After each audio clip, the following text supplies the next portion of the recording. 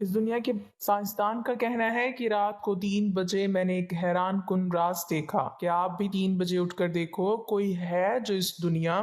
بسم اللہ الرحمن الرحیم۔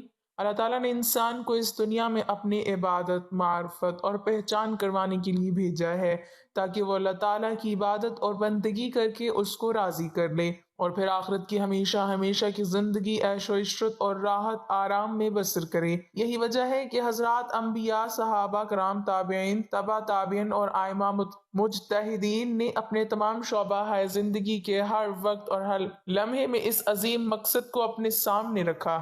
وہ دنیاوی کاروبار، زراعت و تجارت، صنعت و حرفت وغیرہ بھی کرتے ہیں، لیکن ان کے دل ہمیشہ اللہ تعالیٰ کی محبت و الفت میں مست و سرشار رہتے اور کسی وقت بھی اس کی یاد سے غافل نہیں رہتے تھے۔ ایسے ہی لوگوں کے بارے میں اللہ تعالیٰ نے قرآن مجید میں فرمایا ہے، یہ وہ لوگ ہیں کہ جنہیں کوئی تجارت یا کوئی خرید و فروخت نہ اللہ کی یاد سے غافل کرتی ہے، نہ نماز قائم کرنے اور نہ زکوٰۃ دینے سے۔ یہی وہ لوگ ہیں جو رات جیسے پرسکون وقت میں بھی راحت و آرام کے بجائے اپنے محبوب حقیقی کے سامنے عبادت و بندگی کے لیے دست بستہ کھڑے ہوتے ہیں اور نماز میں اس کے سامنے راز و نیاز میں مشغول ہو جاتے ہیں۔ اللہ تعالیٰ نے انہی لوگوں کا قرآن مجید میں مختلف انداز میں ذکر فرمایا ہے۔ ایک جگہ ارشاد ہے، ان کے پہلو یعنی رات کے وقت اپنے بستروں سے جدا رہتے ہیں، وہ اپنے رب کو ڈر اور امید کے ساتھ پکارتے ہیں، اور ہم نے انہیں جو عطا کیا ہے وہ اس میں سے نیک کاموں میں خرچ کرتے ہیں۔ کسی متنفس کو نہیں علم کہ ایسے لوگوں کے لیے آنکھوں کی ٹھنڈک کا کیا سامان ان کے اعمال کے بدلے میں رکھا گیا ہے۔ دوسری جگہ ارشاد ہوتا ہے، وہ رات کے وقت کم سوتے تھے اور سحری کے اوقات میں وہ استغفار کرتے تھے۔ ایک اور جگہ ارشاد ربانی ہے، اور رحمان کے بندے وہ ہیں جو راتیں اس طرح گزارتے ہیں کہ اپنے پروردگار کے آگے کبھی سجدے میں ہوتے ہیں اور کبھی قیام میں۔ ایک جگہ ارشاد ہے، بھلا کیا ایسا شخص اس کے برابر ہو سکتا ہے جو رات کی گھڑیوں میں عبادت کرتا ہے، کبھی سجدے میں کبھی قیام میں، آخرت سے ڈرتا ہے اور اپنے پروردگار سے رحمت کا امیدوار ہے۔ کہو کہ کیا وہ جانتے ہیں اور جو نہیں جانتے سب برابر ہیں۔ ایک اور جگہ ارشاد ہے، بے شک رات کے وقت اٹھنا ہی ایسا عمل ہے جس سے نفس اچھی طرح کچلا جاتا ہے۔ کہو کہ کیا وہ جانتے ہیں اور جو نہیں جانتے سب برابر ہیں۔ ایک اور جگہ ارشاد ہے، بے شک رات کے وقت اٹھنا ہی ایسا عمل ہے جس سے نفس اچھی طرح کچلا جاتا ہے اور بات بھی بہتر طریقے سے کہی جاتی ہے۔ ایک دوسری جگہ فرماتے ہیں، اور رات کے کچھ حصے میں تہجد پڑھا کرو جو تمہارے لیے ایک اضافی عبادت ہے، امید ہے کہ تمہارا پروردگار تمہیں مقام محمود تک پہنچائے گا۔ احادیث مبارکہ میں بھی تہجد کی نماز پڑھنے کے بے شمار فضائل اور مختلف قسم کی ترغیبات وارد ہوئی ہیں۔ حضرت عبداللہ بن سلام رضی اللہ تعالیٰ عنہ فرماتے ہیں کہ جب حضور اقدس صلی اللہ علیہ وسلم مدینہ منورہ تشریف لائے تو سب سے پہلا ارشاد جو حضور صلی اللہ علیہ وسلم کی زبان سے سنا وہ یہ تھا کہ لوگوں آپس میں سلام کا رواج ڈالو اور غربا کو کھانا کھلاؤ اور صلہ رحمی کرو، اور رات کے وقت جب سب لوگ سوتے ہوں تہجد کی نماز پڑھا کرو تو سلامتی کے ساتھ جنت میں داخل ہو جاؤ گے۔ حضرت علی رضی اللہ تعالیٰ عنہ سے مروی ہے کہ حضور اقدس صلی اللہ علیہ وسلم نے ارشاد فرمایا کہ جنت میں ایسے بالا خانے ہیں جو آپ گینوں کے بنے ہوئے معلوم ہوتے ہیں، ان کے اندر کی سب چیزیں باہر سے نظر آتی ہیں۔ صحابہ اکرام رضی اللہ عنہم نے عرض کیا، یا رسول اللہ صلی اللہ علیہ وسلم، یہ کن لوگوں کے لیے ہے؟ حضور صلی اللہ علیہ وسلم نے فرمایا، جو اچھی طرح سے بات کریں اور غربا کو کھانا کھلائیں اور ہمیشہ روزے رکھیں اور ایسے وقت میں رات کو تہجد پڑھیں جبکہ لوگ سو رہے ہوں۔ حضرت ابو ہریرہ رضی اللہ تعالیٰ عنہ سے روایت ہے کہ نبی اکرم صلی اللہ علیہ وسلم نے ارشاد فرمایا کہ رمضان کے روزے کے بعد سب سے زیادہ فضیلت والا روزہ محرم کا ہے، اور فرض نماز کے بعد سب سے زیادہ فضیلت والی نماز رات کے وقت تہجد کی ہے۔ پرانے وقتوں میں نماز تہجد بڑی کثرت اور اہتمام کے ساتھ پڑھنے کا رواج تھا۔ گھر کے بڑے بوڑھے، مختلف افراد، مرد و عورتیں رات کے پچھلے پہر بستر چھوڑتے، ٹھنڈے گرم پانی سے وضو کرتے، پھر مرد حضرات مسجد کی طرف چل دیتے اور خواتین گھروں میں مخصوص جگہوں پر تہجد کی نماز ادا کرنے کا اہتمام کرتی۔ آج بہت دکھ اور افسوس کے ساتھ یہ کہنا پڑ رہا ہے کہ جب سے نت نئی ایجادات اور سوشل میڈیا آیا ہے، تب سے ہم مسلمانوں سے ہمارا یہ قومی اور دینی ورثہ مکمل طرح سے چھٹ گیا ہے، اور رات کی کچھ گھڑیاں اس کے اللہ حضور سجدہ ریزی کیا کریں۔ تہجد ضرور پڑھا کرو کیونکہ تم سے پہلے صالحین کا شعار رہا ہے، تہجد سے مراد رات کے پچھلے حصے میں اٹھ کر اللہ کے حضور جھک کر نوافل ادا کرنا ہے۔ یہ وہ نفل ہے جس کے لیے حکم خداوندی موجود ہے۔ امت مسلمہ کو یہ حکم آقا کائنات صلی اللہ علیہ وسلم نے دیا ہے۔ آپ صلی اللہ علیہ وسلم نے صحابہ اکرام کو اس کی تلقین بھی کی اور ترغیب بھی دی۔ قرآن پاک میں اللہ تعالیٰ نے نبی کریم صلی اللہ علیہ وسلم کو اس طرح سے حکم دیا، رات کے کچھ حصے میں تہجد کی نماز پڑھا کرو، یہ خاص آپ صلی اللہ علیہ وسلم کے لیے ہے۔ ان قریب آپ صلی اللہ علیہ وسلم کا رب آپ صلی اللہ علیہ وسلم کو مقام محمود پر کھڑا کرے گا۔ دوسری جگہ اللہ تعالیٰ فرماتے ہیں اور رات کی کچھ گھڑیاں اس کے حضور سجدہ ریزی کیا کریں اور رات کے بقیہ طویل حصے میں اس اللہ کی تسبیح کیا کریں۔ ایک اور جگہ ارشاد باری تعالیٰ ہے اور رات کو بھی اس کی تسبیح کیجیے اور ستاروں کے ڈوبتے وقت بھی۔ ان آیات مبارکہ کے مطابق سرکار دو عالم صلی اللہ علیہ وسلم پر ایک زائد نماز تہجد بھی فرض تھی، جس کا مقصد آپ صلی اللہ علیہ وسلم کے درجات کو مزید بلند کرنا ہے۔ مقام محمود وہ درجہ یا مقام ہے جو قیامت کے روز سرکار دو عالم صلی اللہ علیہ وسلم کو عطا کیا جائے گا۔ اسی مقام سے آپ صلی اللہ علیہ وسلم پوری امت مسلمہ کی شفاعت اور بخشش فرمائیں گے۔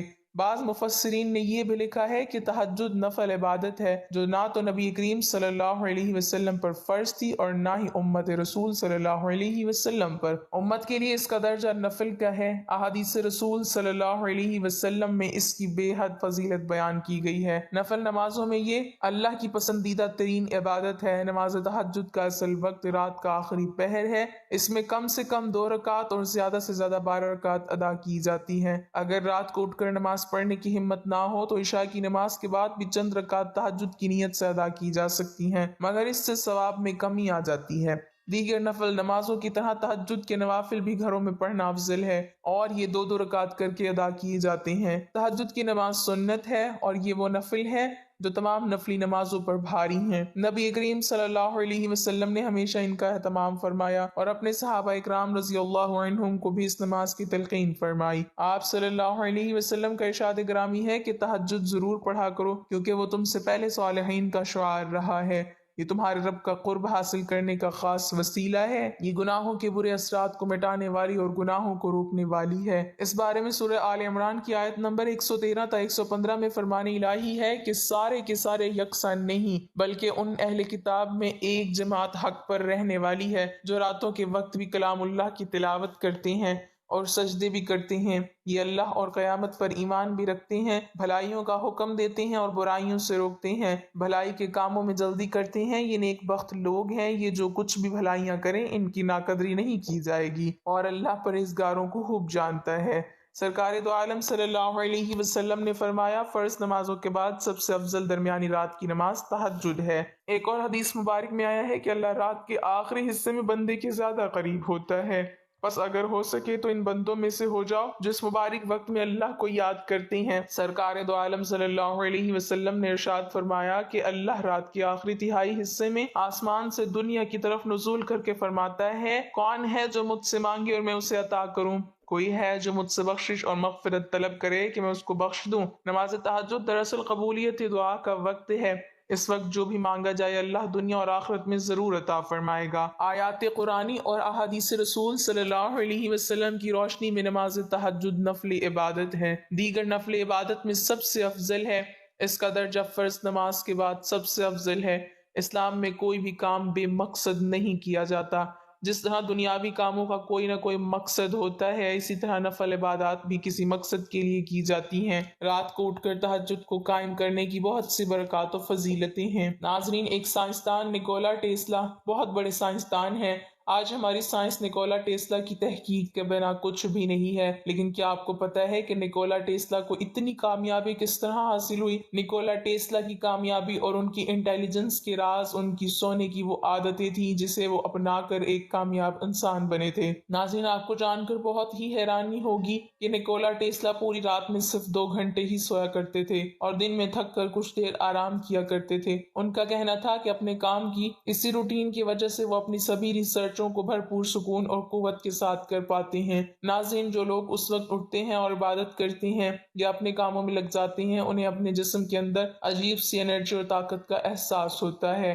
ایسا لگتا ہے جیسے کہ کوئی اندرونی قوت ان کے جسم میں داخل ہو گئی ہو اور وہی انہیں اپنی زندگی کا پورا نقشہ سمجھا رہی ہے۔ ناظرین، نیکولا ٹیسلا کا کہنا تھا کہ رات کی اس لمحے میں انسان کا دماغ سب سے زیادہ ایکٹیو اور فریش حالت میں ہوتا ہے۔ اس وقت ہم اپنے ان کاموں کو بھی حل کر سکتے ہیں جنہیں ہم دن کے اجالے میں نہیں سلجھا پاتے، یعنی کہ ہم ان چیزوں پر بھی غور و فکر کر سکتے ہیں جو چیزیں یا باتیں ہماری سوچ سے بہت زیادہ دور ہیں۔ اور صرف یہی نہیں بلکہ روحانی طور پر بھی اس وقت کو بہت زیادہ اہم کہا گیا ہے۔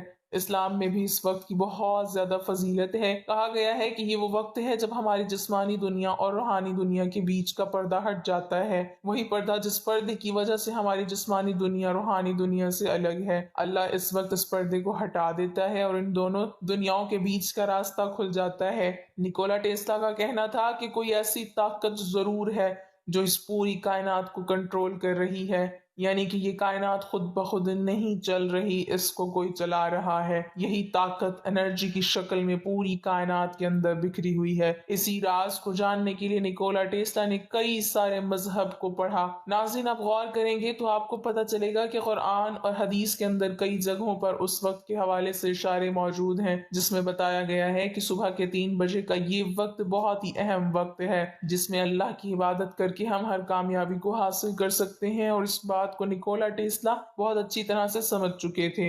وہ ایک ایسی انرجی کی تلاش کر رہے تھے جس کے ذریعے وہ اس اندیکھی طاقت کے قریب جا سکے جو یہ سب کچھ کر رہی ہے۔ یہی وجہ ہے کہ نیکولا ٹیسلا صبح 3 بجے اٹھ کر اپنے کاموں میں مشغول ہو جایا کرتے تھے۔ اس کے علاوہ آج کی ہماری سائنس بھی ہمیں یہی بتاتی ہے کہ یہ وہ وقت ہے جب چاروں طرف مکمل خاموشی چھائی ہوتی ہے اور انسان گہری نیند میں ہوتا ہے۔ اگر اس وقت کوئی اٹھ کر اپنے کام کرنے لگ جائے تو اس کے سوچنے سمجھنے کی صلاحیت کئی گنا تک بڑھ جاتی ہے۔ ناظرین، اسلام میں اس وقت کو تہجد کا وقت کہا گیا ہے جس کی فضیلت بے حساب بتائی گئی ہے۔ کہا جاتا ہے کہ رات کے اس وقت اپنی نیند کی قربانی دے کر تہجد کی نماز ادا کرنے سے ہر دعا قبول ہوتی ہے، یعنی کہ آپ رات کے ایک حصے سونے کے بعد پھر اٹھ کر نماز پڑھیں تو اس کا بہت زیادہ ثواب ہے۔ ناظرین، ویسے تو کئی ساری نفل نمازیں ہیں لیکن ان میں سب سے زیادہ ثواب تہجد کا ہی ہے۔ ریسرچ سے یہ ثابت ہوتا ہے کہ اچھی نیند سے دماغی کیپیسٹی بڑھتی ہے، خاص کر یادداشت میں۔ اس ریسرچ کے مطابق رات کی آخری گھڑیوں میں جب بندہ نیند سے اٹھ کر تہجد ادا کرتا ہے تو دعا کے دوران وہ اپنی پاسٹ میں کی گئی غلطیوں کی رات میں خاموشی اور آسانی سے اللہ سے معافی مانگ لیتا ہے۔ اس کے علاوہ اگر ہم میڈیکل سائنس کی بات کرتے ہیں تو اس میں بھی بتایا گیا ہے کہ اگر آپ رات کے 3 بجے اٹھتے ہیں تو ایسا کرنے سے آپ کے جسم کی بیماریاں دور ہو جاتی ہیں۔ اگر آپ صبح جلدی اٹھیں گے تو آپ کے جسم میں جمع گندگی کو جسم سے جلدی نکلنے کا موقع مل جائے گا۔ اگر ہم دیر سے اٹھتے ہیں تو یہ گندگی جسم میں رہ کر ہمارے جسم کو نقصان پہنچاتی ہے۔